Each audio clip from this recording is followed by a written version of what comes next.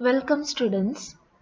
In this video, we are going to discuss the poem Please Listen by Leo Buscaglia.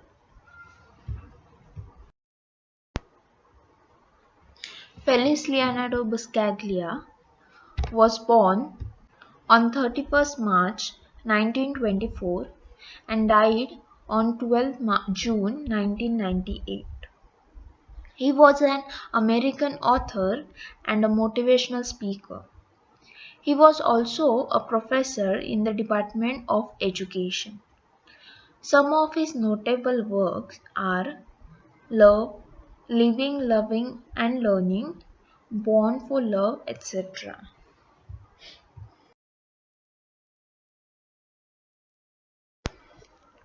Now let us go through the whole poem once. When I ask you to listen to me and you start giving me advice, you have not done what I ask. When I ask you to listen to me and you begin to tell me why I shouldn't feel that way, you are trampling on my feelings. When I ask you to listen to me and you feel you have to do something to solve my problem, you have failed me, strange as that may seem. Listen. All I ask is that you listen. Don't talk or do. Just hear me. Advice is cheap. 20 cents will get you both Dear Abby and Billy Graham in the same newspaper. And I can do for myself. I am not helpless. Maybe discouraged and faltering, but not helpless. When you do something for me that I can and need to do for myself, you contribute to my fear and inadequacy. But when you accept as a simple fact that I feel what I feel, no matter how irrational, then I can stop trying to convince you and get about this business of understanding what's behind this irrational feeling. And when that's clear, the answers are obvious and I don't need advice. Irrational feelings make sense when we understand what's behind them. Perhaps that's why prayer works sometimes for some people, because God is mute and He doesn't give advice or try to fix things. God just listens and lets you work it out for yourself. So please listen and just hear me. And if you want to talk, wait a minute for your turn and I will listen to you. Let us now discuss the poem stanza by stanza. First, when I ask you to listen to me and you start giving me advice, you have not done what I asked. When I ask you to listen to me and you begin to tell me why I shouldn't feel that way, you are trampling on my feelings. So, here the poem begins with the narrator asking his parents to listen to him. But instead of listening to him, they start giving him advice. They start telling him what he should feel and what he shouldn't feel. And so the narrator here is a teenager boy and he wants his parents to just listen to him. Because when they give him advice, he feels like they are crushing his feelings or hurting his feelings. And when the parents start giving advice instead of listening to their child, the narrator feels that they are not doing what he wants them to do. And because of this, his feelings get hurt. When I ask you to listen to me and you feel you have to do something to solve my problem, you have failed me, strange as that may seem. Listen. All I ask is that you listen. Don't talk or do. Just hear me. Advice is cheap. 20 cents will get you both Dear Abby and Billy Graham in the same newspaper. Here, the narrator is saying that whenever he is sharing something with his parents, they start giving him advice instead of listening to him. They start coming up with solution to solve his problems because they think that he needs their help, and so they try to solve his problem instead of listening to him.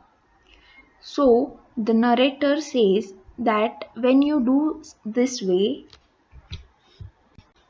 means when his parents don't listen to him, it means that they have failed him because they don't do what he has asked them to do. All he wants them to do is listen to him. He does not want them to talk or try to solve his problems or come up with solution, but he just wants them to hear him out. Whatever he wants to share with them, he wants them to hear it and listen to him. The narrator also adds that he can get advice anywhere. He can find advice anywhere. He says that advice is cheap because it can be found in any newspaper. Here, 20 cents will get you both Dear Abby and Billy Graham in the same newspaper is referred to the columns in newspapers where people write about their problems and the columnist offers advice. So here, the narrator does not want his parents to give him advice. Instead, he wants them to listen to him, which is more important than giving advice. And I can do for myself. I am not helpless. Maybe discouraged and faltering, but not helpless. When you do something for me that I can and need to do for myself, you contribute to my fear and inadequacy. Here, the poet is saying that he can solve his own problems. He does not need anybody's help, but he wants someone to listen to him. And that is what his parents are not doing. Instead of listening to him, they are trying to solve his problems, trying to help him. But the narrator is saying that he can help himself. He is not helpless. He may be a little bit discouraged because he is going through a situation or a difficult time. But he is not helpless. He can solve his own problems. And when his parents try to help him and do something that he can do for himself or he needs to do for himself, then they contribute to his fear and inadequacy, or that is insufficiency, that he is not capable. He is not capable to solve his own problems and that he needs somebody's help. That is what he feels when his parents try to help him out. So instead of helping him, he wants them to listen to him and not do anything other than listening.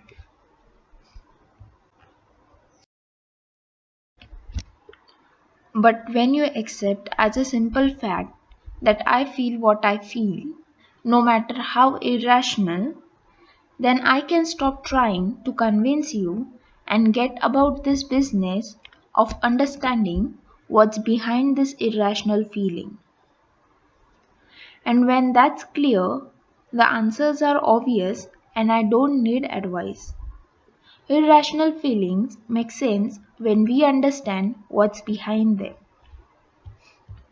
So here, the narrator wants his parents to listen to him and to accept his feelings, even though they may be irrational.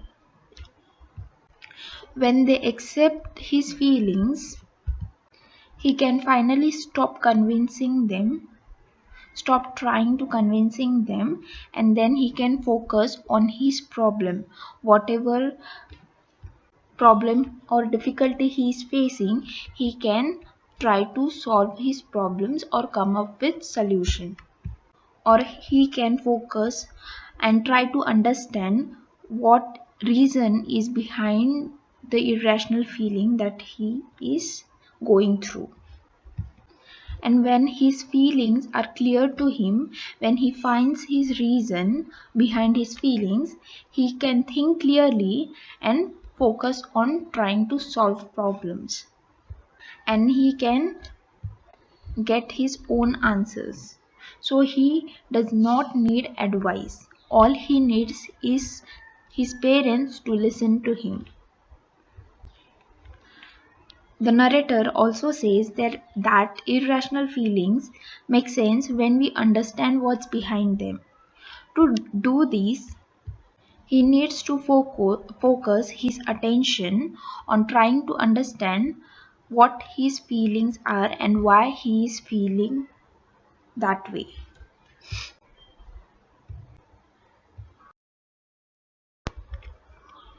Perhaps that's why prayer works sometimes for some people, because God is mute and He doesn't give advice or try to fix things. God just listens and lets you work it out for yourself. So please listen and just hear me. And if you want to talk, wait a minute for your turn and I will listen to you. The narrator here is saying that some people pray to God because God is mute and He doesn't give advice or try to fix things. Here, the narrator is trying to say that people pray to God because they believe that there is someone who is listening to us without disturbing us or without trying to fix our problems or giving us advice. So people believe in praying to God because after sharing all their problems, they come up with their own answers, they come up with their own solutions, and it solves their problem. So they believe in praying to God instead of talking to people.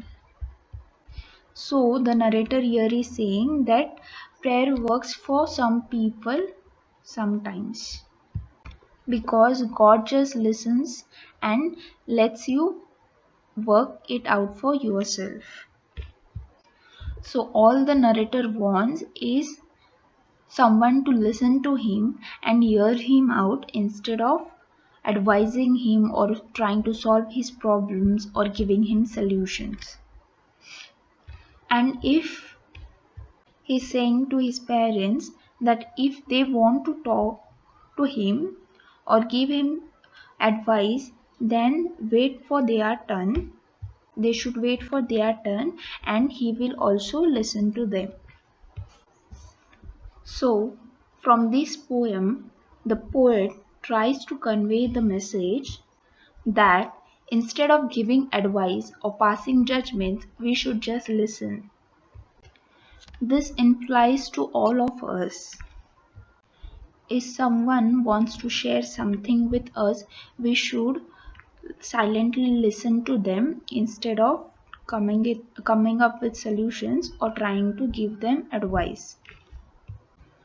A person can share their feelings or open up only if we are really willing to listen.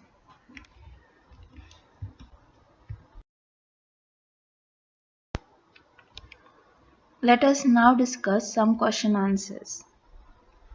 First, what is the rhyme scheme of the poem? This poem is a free verse. It does not have a rhyme scheme. Next, what's the difference between hear and listen? Hearing is perceiving sound. On the other hand, listening is paying careful attention to what we hear. Next, how old is the speaker in the poem?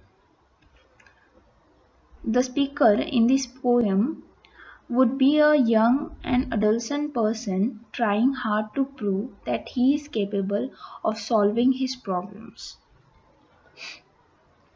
Next, who is he, she talking to? He, she is talking to those people who are constantly advising him or her and trying to solve his her problems. Next, what must have happened before the speaker says all this? The speaker surely has had bad experiences when he must have gone to speak to his problems to others. Those listeners must have tried to advise him and solve his problems. What adds to the poet's fear and inadequacy? When people do something for him that he can do for himself, they add to the poet's fear and inadequacy.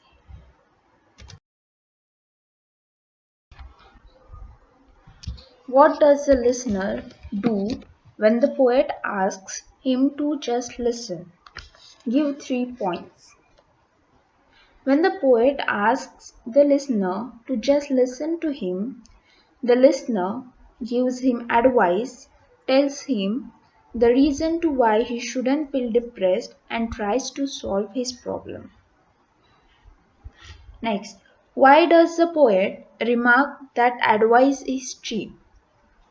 The poet remarks that advice is really cheap in the world because no one is willing to give away anything so happily the way people want to give advice.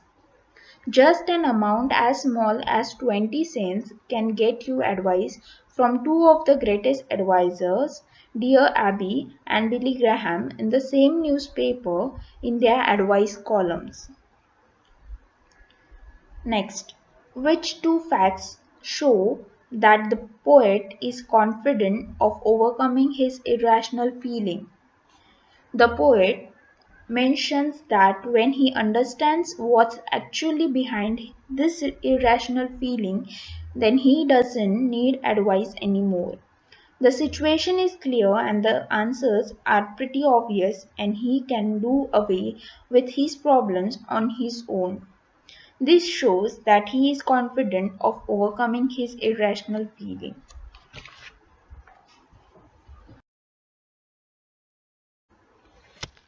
Now, let us discuss some figure of speech from this poem. The first line is, listen. All I ask is that you listen. So here the figure of speech is exclamation because of the exclamation mark.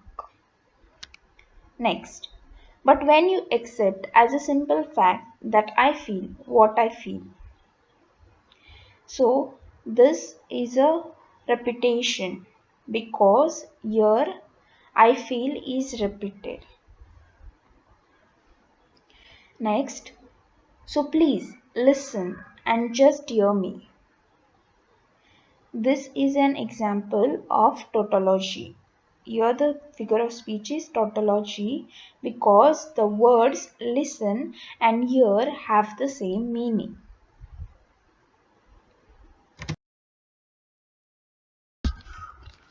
Let us now do this activity. So the activity is, put the following expressions in a table of do's and don'ts as expressed by the poet. So here given below are the expressions and you have to put them according in the columns of do's and don'ts according to how they are expressed. So the first is please listen. So this will go under do's column because this is what we have to do when someone is sharing something with us or wants to share something with us. Next is give me advice. So this is what we have to avoid. So it will come under don'ts column. We have to avoid giving advice when someone is sharing. Next is tell me why. This will also go under don'ts column because we have to listen to the person instead of reasoning their feelings. Next, solve my problem. This again will go under don'ts column. because we should not try solving problems. Instead, we have to just listen. Next, just hear me. This will come under do's column because we have to just hear the person out. Next, accept as a simple fact. So this will also go under do's column because we have to accept whatever the person is feeling instead of passing judgments. Next, wait a minute. This will also go under do's column because whenever we come up with an advice, whenever we want to give an advice, we should wait and first listen to them. Only after they finished sharing their problem, we have to give advice if it is necessary. Next, contribute to my fear. This will come under don'ts column. We should try to avoid contributing to that person's fear that he or she is incapable or insufficient to solve his own or her own problems.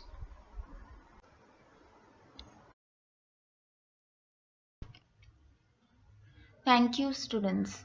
I hope you all enjoyed the video.